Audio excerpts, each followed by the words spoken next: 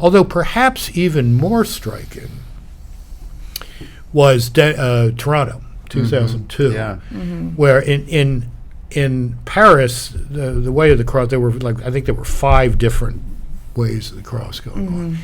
In Toronto, it was one big thing, and it went from Lake Ontario up University Avenue to the Ontario Provincial Parliament. 500,000 kids doing this right through the main drag, north-south drag of a very secular city, and it was powerful. It was very, very powerful. At least, it at least reinforced in the kids. Right. I'm not alone. Indeed. Yeah. Exactly. Very, very important. Right. Well, right. and maybe to that point too, George, because I know you traveled a lot with the release of Witness to Hope, going around for the different translations and such. You've seen a lot of the world, including Asia and Africa.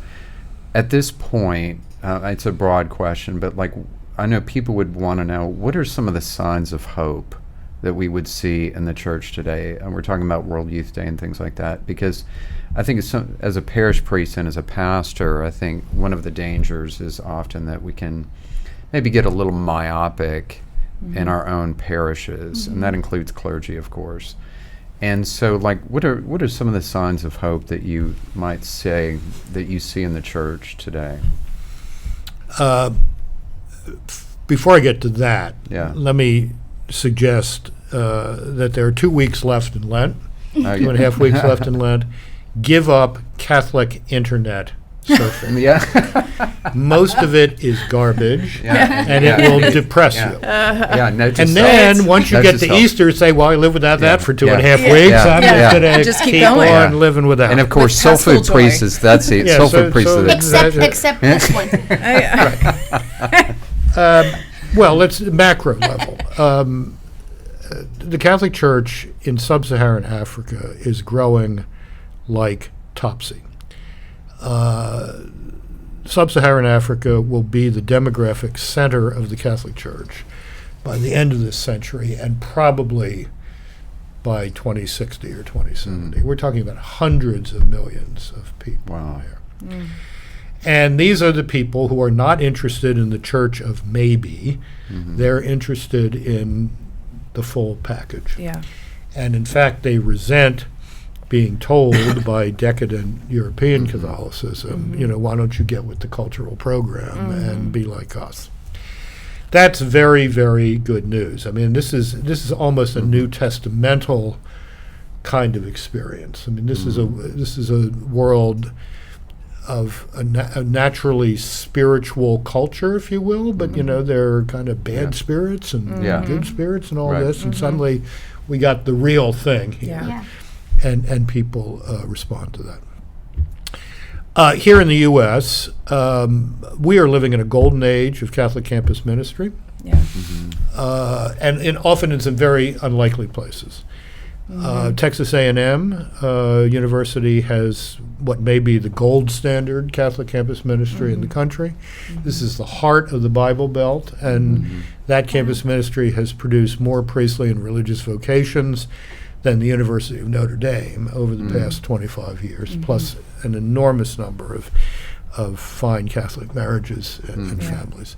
North Dakota State has a very vibrant Catholic campus ministry. Wow. Interesting. The Thomistic Institute, run by some of my friends at the Dominican House of Studies in Washington, brings high-end Catholic intellectual content onto campuses. They started with 2 15 years ago or 10 years ago. They're in 120 now. Wow. Wow. Okay. So there's a lot of very good stuff going on. Those guys are really unbelievable. The East Coast province of the Dominicans in the U.S., the St. Joseph province, is bursting with vocations. Yeah.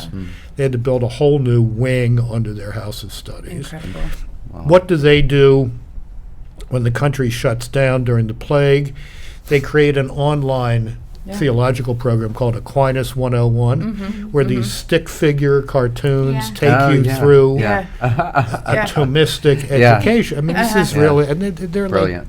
I'm on their email list. I think there. Actually, I think there are something like 10,000 subscribers to this, and millions of independent hits on the thing.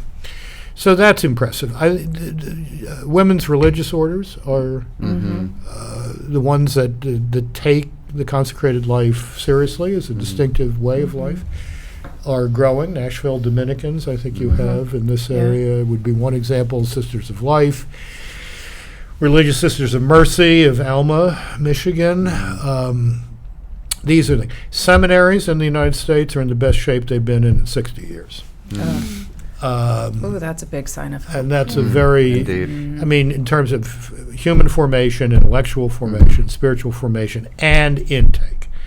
I mean, we've learned a lot about how to screen applicants to seminaries, sometimes the hard way, but the lessons I think in most cases have been learned. Our parishes measured against parish life in Australia, Canada, certainly Western Europe, possibly even parts of Eastern Europe, is still the most vibrant in the world. We now have many fine Catholic institutions of higher education, not necessarily the ones you hear about all the time, but places where the kids can get a genuine intellectual, spiritual, human formation. University of Dallas, Benedictine College in Kansas, where I just was a couple of days ago, Thomas Aquinas out in California, Christendom in Northern Virginia, University of Mary in North Dakota, the list goes on and on and on. Belmont Abbey in North Carolina. Catholic University in Washington, I think, has taken a real turn into a brighter future.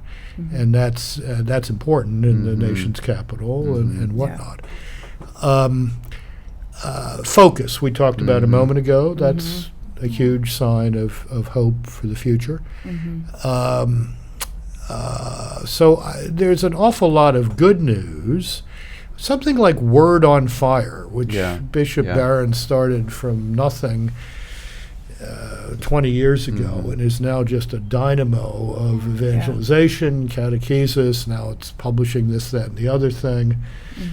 Bishop Barron is an old friend. He's now got like 3 or 4 different publishing labels, and I said, I want you to do Word on Fire Sports, and I'm going to be the general editor here.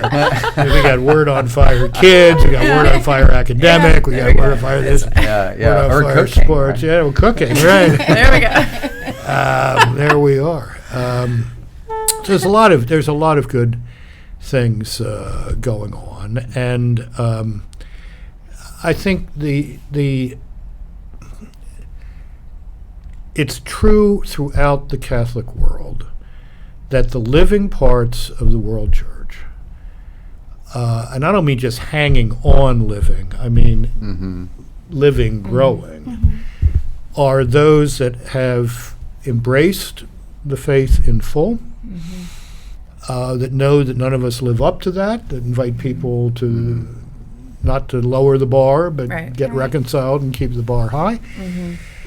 And the dying parts of the world church are the parts that I have been calling for 23 years Catholic light. The church of maybe. And I'm now gone ridiculously full Coca-Cola on this, and I say that Catholic light leads to Catholic zero. Very good. And it does. I mean, and Germany 100%. is the perfect example of this.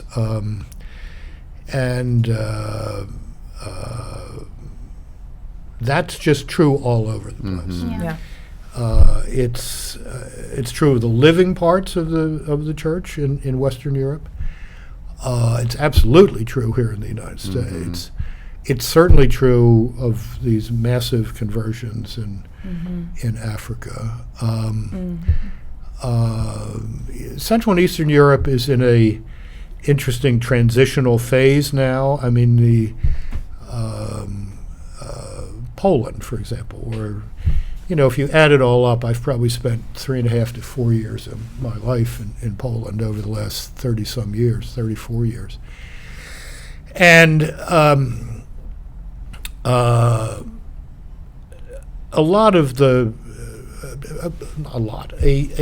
significant part of this, the fact that there was 96% mass attendance during the 1980s, was a form of political resistance. I mean, one of my favorite quotes in Witness to Hope is from this coal miner outside of Katowice during the first papal visit in 1979, and this reporter asks him, "Why are you here?"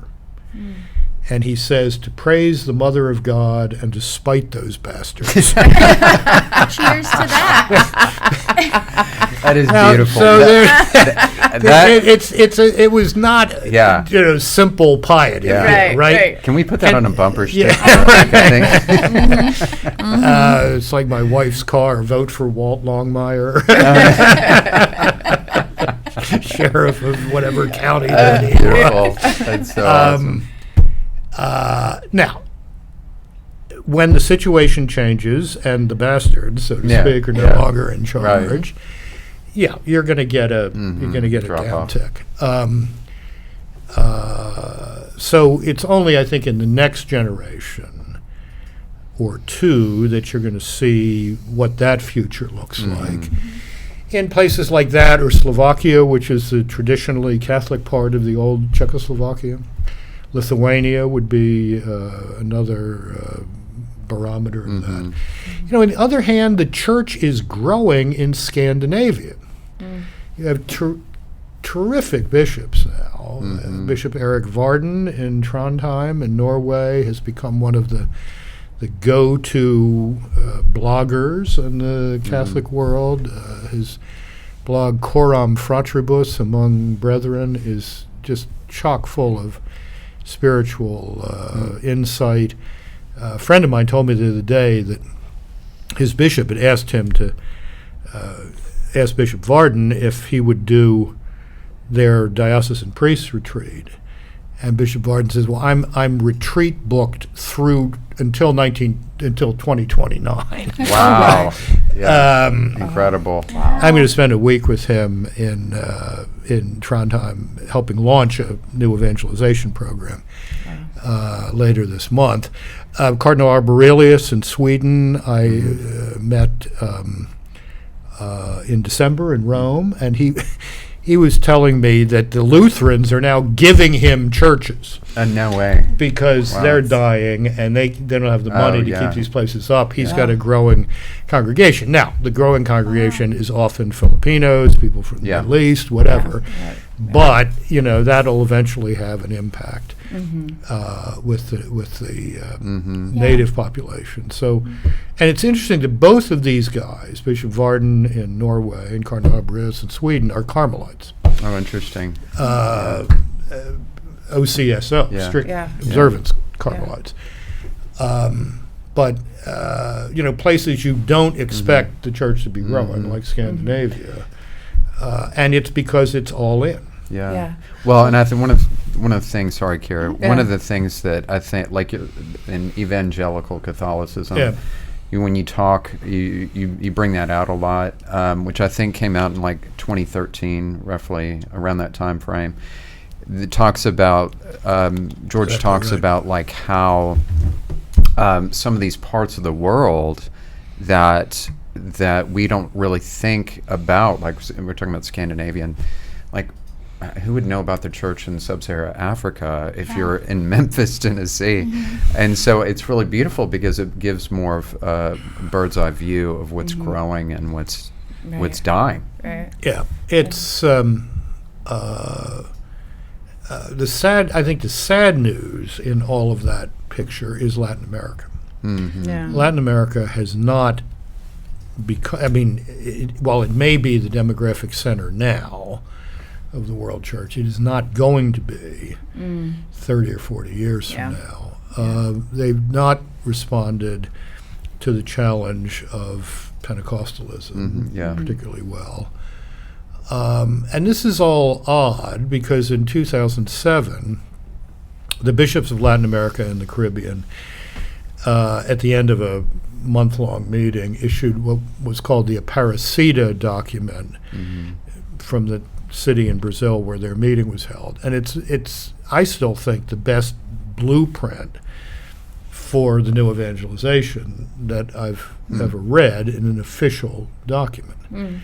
And they basically said, we can no longer be a church where the faith is transmitted by familial or cultural inheritance, or what I call DNA Catholicism. Yeah.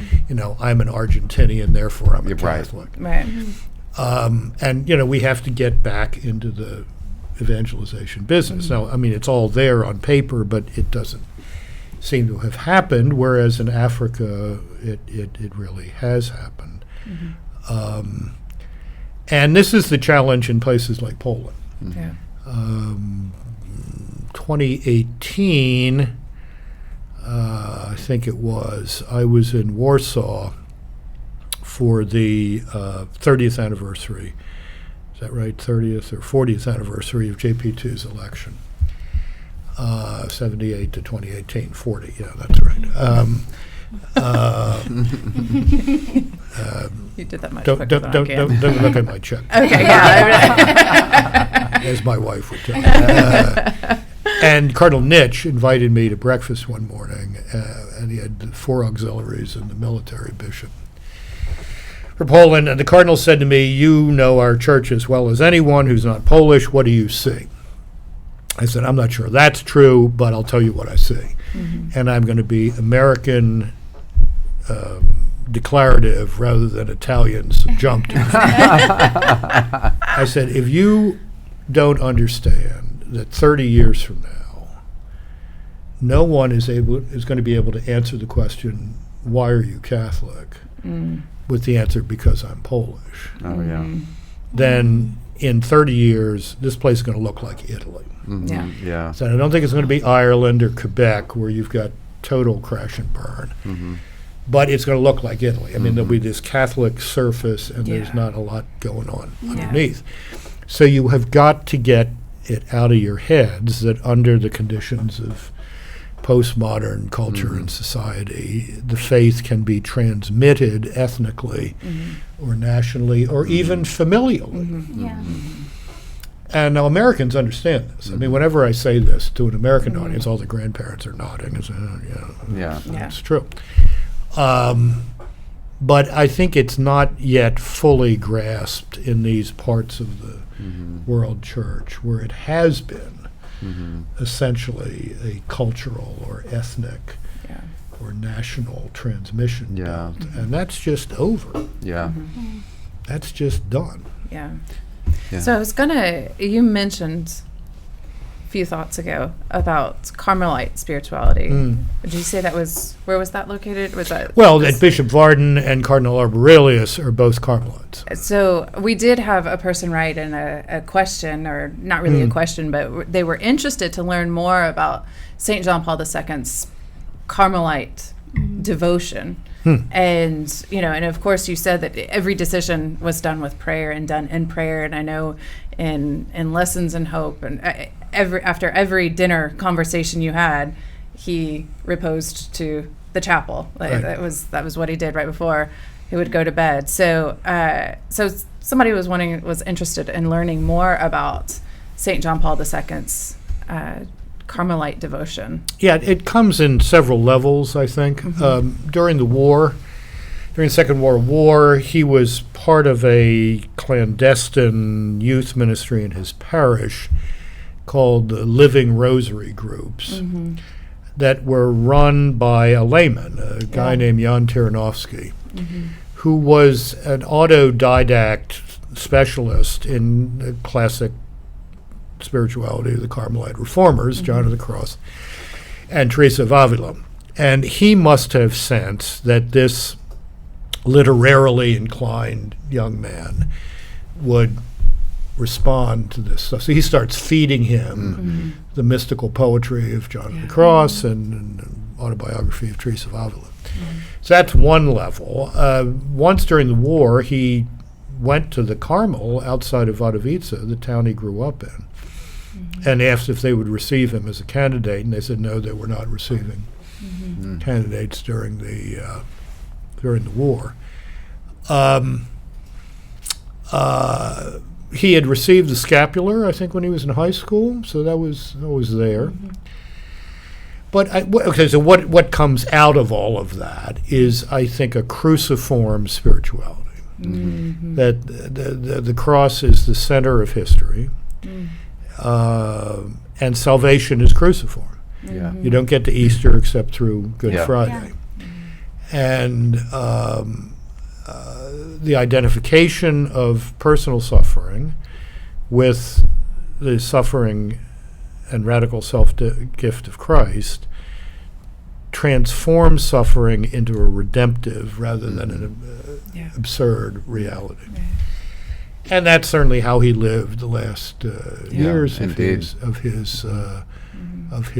life. And that's why that last televised image, almost the last televised image on Good Friday, 2005, when he can't do the Via Crucis at the Colosseum, Cardinal Ratzinger does it, but the Pope is in the chapel in the papal apartment, and he's holding this cross, and he's back shot. I did 5 hours on the Today program the following morning, as you know, and you do the same stuff as the program rolls across the time zones. And Katie Couric asked me each time, why are they shooting him from the back? Is it because he looks so terrible? I said, no, it's because, I mean, this embodies the entire pontificate. He's never said, look at me. He's saying, look at Jesus Christ and look at Christ crucified. That's the ultimate warrant for the notion that life ought to be lived as gift rather than assertion. It's so beautiful. I mean, just listening to you and the way that you describe him, it seems like he's just kind of this reigniter of beauty in the world. You know, like just being an artist in the sense of a poet, of a storyteller, of a an actor. It's all about reminding people of beauty and the beauty of culture and all of that. And in studying theology of the body, he put some of his stuff up against St. John of the Cross's writings, and just that deep beauty of suffering of Jesus. It's just I think his writings were not just about here's what we believe and why we believe it. I think he just reignited beauty in people in such an incredible way, and you see the fruits of that. Like wonder. Yeah. Well, he was, Pope was very taken with the theology of Hans Urs von Balthasar, who, of course, wrote 7 volumes or 8, The Glory of the Lord. And, you begin with beauty as the way into theology. And, in classical philosophy, we talk about the 3 transcendentals, truth, goodness, and beauty. Well, this is certainly Balthasar's argument. I think John Paul II understood this. Benedict XVI certainly understood this. In a world that is deeply confused about truth, there's your truth and my truth, but nothing called the truth, and confused about goodness, it's good for me, how dare you say it's not good for me, etc. Beauty, the forgotten transcendental, might be the path back in to truth and goodness. Why? Because if you see something beautiful, you know it's beautiful, period. It's not beautiful for me. I mean, you don't go into Chartres Cathedral and get that blue glass washing over you and think, well, this is beautiful. This is true and good for me. It's true and good, period. And the goodness of it is kind of obvious.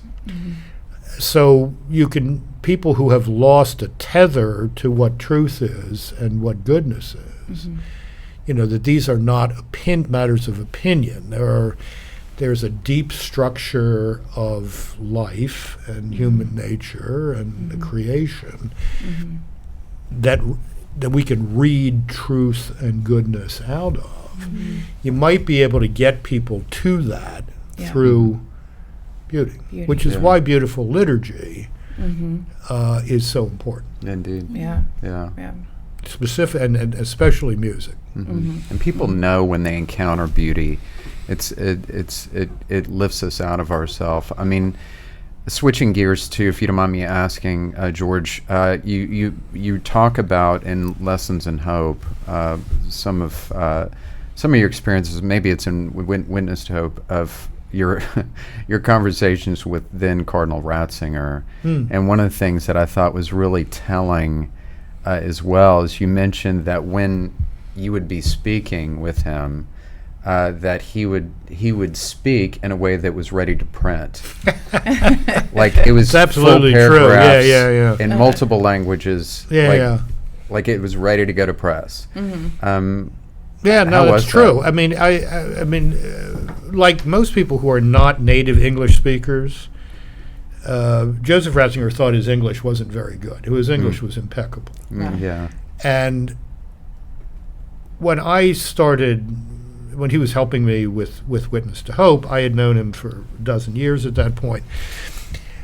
But it had not struck me before. He let me tape record our conversations, and then I would transcribe them. And I'm asking him a question, and he gives an answer, and I'm thinking, this guy is speaking in complete paragraphs, not complete sentences, complete paragraphs. Then I thought, no, you're just making this up in your head. Then I go to transcribe it, and it's complete paragraphs. I mean, he had an exceptionally orderly mind. Now, exceptionally orderly. He was one of the most lucid writers imaginable. Now, that's it's similar to Bishop Barron, who's a very lucid communicator, and he was once about to give what's called the Carl Peter Lecture at the North American College, and it was Thomas Aquinas versus the New Atheists, and it's really good. And this has been published in a couple of formats. Anyway, I was there at the same time, and he said, "What do I need to tell these kids?" And I said, "We were about to give this completely lucid lecture, which I had heard before, but tell them that this is the lucidity and simplicity that comes on the far side of complexity. You've got to do the work beforehand in order to simplify it."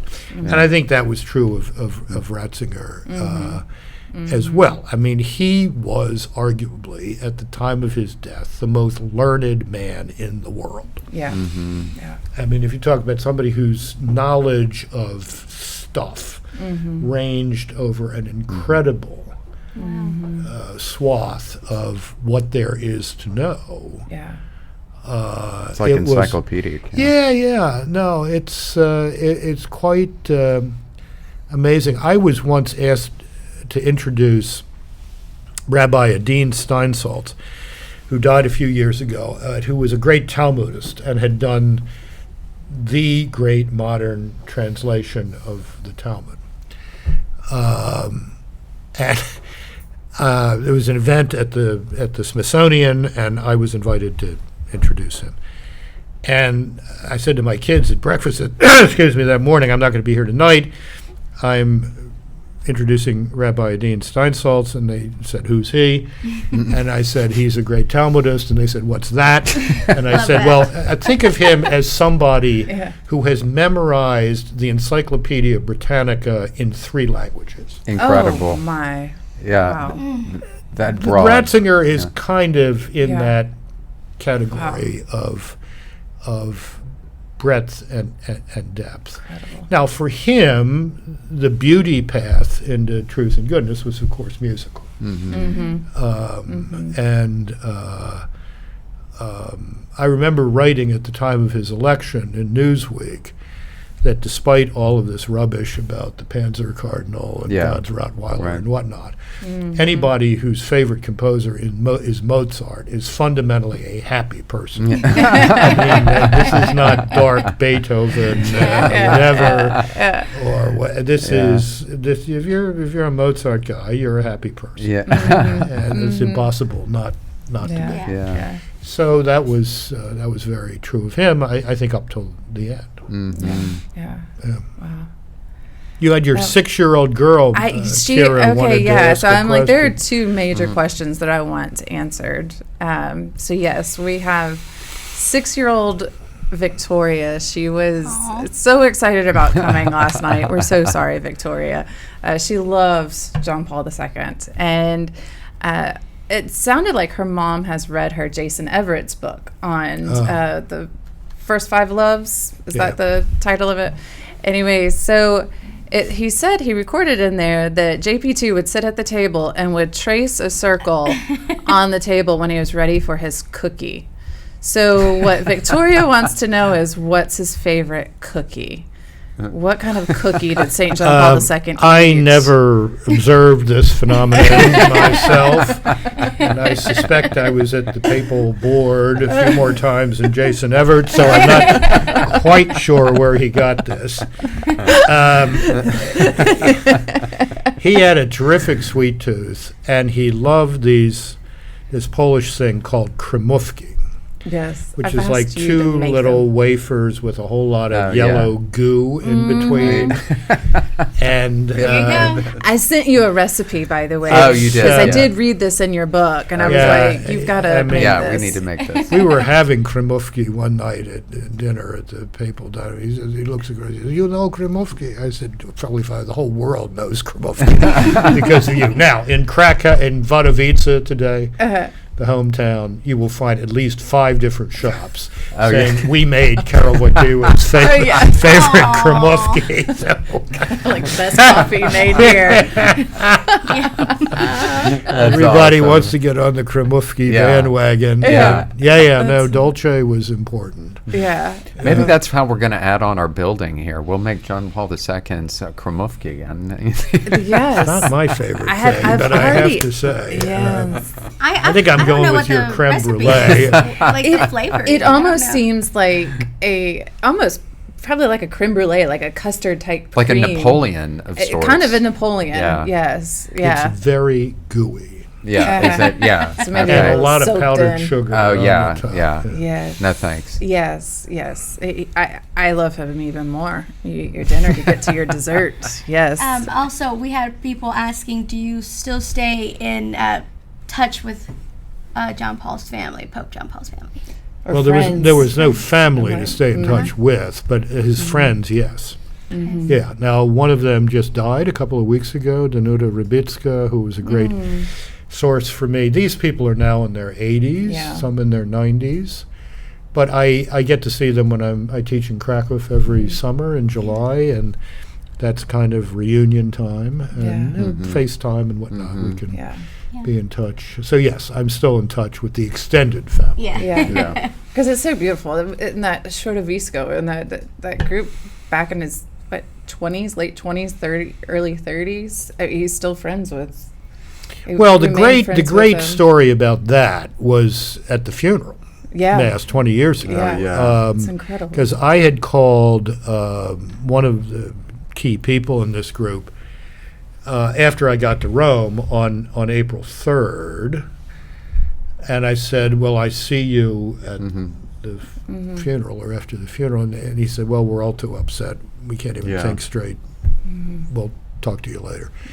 So a couple of days later, I get in touch with this man again, who was actually John Paul II's first altar boy at St. Florian's Parish, and later became a very distinguished nuclear physicist and helped design the gliding superconductor at CERN in Geneva. Anyway, great guy, Piotr Maletsky. And he said, "Well, we're coming." I said, "Well, where are you staying?" He said, "We have no idea. There's not a hotel room within 40 miles. Anyway, so 70 of these people, now in their 60s and 50s, come to Rome with no idea where they're going to be staying. So they think, well, we're probably going to be camping out outside the basilica. So they cute. wear the camping stuff. Yeah. Gosh, that's incredible. Dziwisz, then Archbishop Dziwisz, secretary, had saved 70 seats for them right behind the heads of state and government. Oh, wow. On the Sagrato, on the platform in front of St. Peter's. So if you look very carefully behind President Bush and people like that, there are these 70 middle-aged Poles looking like they just stepped out of L.L. Bean or something. Stepped out of LL Bean. Or REI or Yeah, something, right, you know. right. And it's just perfect. It was absolutely perfect That's Yeah. awesome. summation of the life. Yeah. Yeah. Incredible. Because Cool they story. so beautifully called him Uncle. Yeah, Voyak, yeah. Yeah, yeah, so beautiful. Let's see. What? These are all questions that people asked or. So this ours. was a Father Ben question. You mentioned in Lessons in Hope that during your last encounter and discussion with John Paul II, okay, not to get you too emotional here, he embraced you for a long time and that he always referred to you simply as Professor Weigel. What were you thinking of that time of that embrace? Well, I think the long embrace was actually 6 years before at Castel Gandolfo when I had given him the copy of Witness to Hope. And that was actually interesting. I had brought 3 copies of the book out with me, one for him, one for the 2 secretaries, each of the 2 secretaries.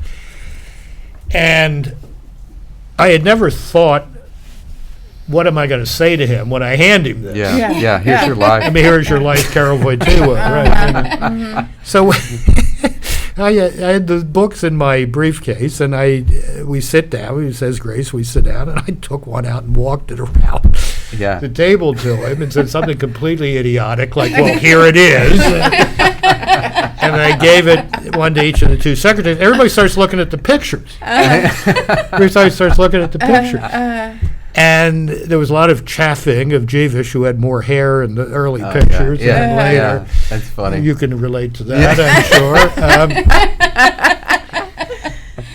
But then at the end of the dinner, the Pope just drew me in this big abbraccio, and I wasn't thinking much of anything at that point. Yeah. But no, at the end of the last dinner in December 2004, the I Proved Them Wrong dinner, I said to him, if you don't bury me, I promise you I will finish what I began. Because, of course, Witness to Hope ends in early 1999, and there were 6 more years to tell, so that's what led to the end and the beginning, the sequel volume. So I was happy to be able to fulfill that promise. And it was actually it was a lovely evening. I mean, he was in very tough shape physically, but a good mood, obviously, from the I Proved Them Wrong thing. And that was a good way to end, so to speak. I have a personal question, if I may. Is there any certain feeling that you might have, or do you ever go to Saint John Paul, who was your friend, and pray and ask for intercession? All the time. And how does that feel that was your friend? I ask him sometimes whether he's hearing me. That's a great question because I prayed about this tornadic weather. Excuse me, you still didn't stop. You got something else going on here, or what's shaking up there? The reason why I bring that up is because we sometimes we're always like, oh, Saint, it's so far away. Seeing someone very distant. And I always tell the youth this whenever we have confirmation retreats or anything. When you choose your saint, pick wisely and know that could be you in the future. And no, it's great. And you should never see it as someone so far away and sitting next to someone that has a great point, Silvia. Well, that's why he, I think, was so insistent on beatifications and canonizations. I mean, and why he changed the process to make it more of a historical investigation than a post-mortem trial of somebody who's dead to see if they really were holy. in which the assumption was they weren't, and you had to prove that they were. Right. And the point was that he believed saints are all around us. Exactly. And we just have to recognize the sanctity that's all around us. And that's a great thing that you tell the kids. But, I see it. It's attuned me to be more alert to that as well. Sorry. No, I was just going to say, and I think because we could sit here all day too, and at some point Christmas will come, and you'll want to go home to your wife. Right. George. Yeah. I think I guess maybe if you don't mind me asking, here we are 20 years later. I remember for myself watching you, and I guess it was Brian Williams on NBC 20 years ago yesterday in his passing. I certainly never thought for myself when I was watching this on TV 20 years from now I'd be a pastor at a parish and having the blessing of having you here. So thank you for being here. Yes, thank you very much. But as we kind of look back, maybe with that kind of perspective, like what specifically would you think would you answer if someone were to say, what if Karol Wojtyła never became a priest? I mean, how would this have impacted the world if he had said no to that vocation? Well, God works through whatever means are at hand. So if in the design of history, communism would have ended, to take one example, one way or another, because it was just so wrong-headed about human person, about politics, economics, and everything else. It wouldn't have happened how it did, when it did, without this singular personality.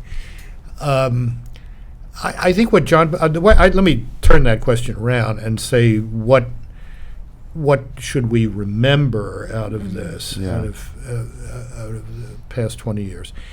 John Paul II made Christianity, and specifically Catholicism, exciting again and adventurous again. I agree. And something not to be ashamed of or nervous about. I mean, and he did not do that in an aggressive way, but simply through letting, if you will, the light of Christ shine through him. Don't look at me, look at Jesus Christ. I think that's the vocation to which we were all consecrated at our baptism, and that's what we ought to be taking from him. I think that's what he would want us to be taking from him, not to be looking back at him, but to be looking forward through his eyes, if you will, or through lenses ground by his teaching. Yeah, perfect. Yeah, thank you, George. Thank you. And am I right too, Khira? We can get copies of George's books in the Catholic bookstore. Yeah. Yes. So we've got a few copies here, signed copies here, actually at St. Michael's. So if people are interested in getting a signed copy of a book, we have that here at St. Michael's, so you can contact me and I can get that for you. But we've also got more of his books. St. Paul Book and Gift in Memphis has some of his books. We've got Witness to Hope, Lessons to a Young Catholic, Truth in Catholicism, and Vatican II book, To Sanctify the World. To Sanctify the World is the fourth one. And so they have other copies of books there as well if you're interested in receiving more of his books. So they're going to keep those books there for a little while. So if you're interested, stop by the St. Paul Book and Gift. If you would like signed copies, we've got those here. So send me an email or call me, and I can get that arranged for you. And George's new book will be coming out in a few weeks here as well, and so looking forward to it. Yeah, it should be Thank you. Nice. There's people can also go to georgeweigel.com, and I think on the home page you get access to how to order Okay. all of the books. Perfect. So there's lots of ways to Yeah. do Perfect. this. That's Yeah. going to be a gift to Yeah. my. Are your books in Soon different get languages graduate. or just Yeah, yeah. I mean, Witness to Hope is in 14 languages. Good. Some of them are in 7 or 8. Some are in 2 or 3. It's I'm sure people will ask. Incredible. Yeah, the cube in the cathedral I really liked a lot. I think that was 2003 or 5. Yeah, and it's really good. Thank you. Thank you. Thank so you. much for Thank joining you all. us, Great to George. be with you. Thank you for Thank you. coming to Dixie from DC. It's great to have you. Nice to we be have here. Please know tornadoes. Thank you're you. always welcome. Thank You're you. Always welcome. Good. Thank you. Listen, and thank you so much for joining us. Don't forget to put soul in your food and give food to your soul. God bless you.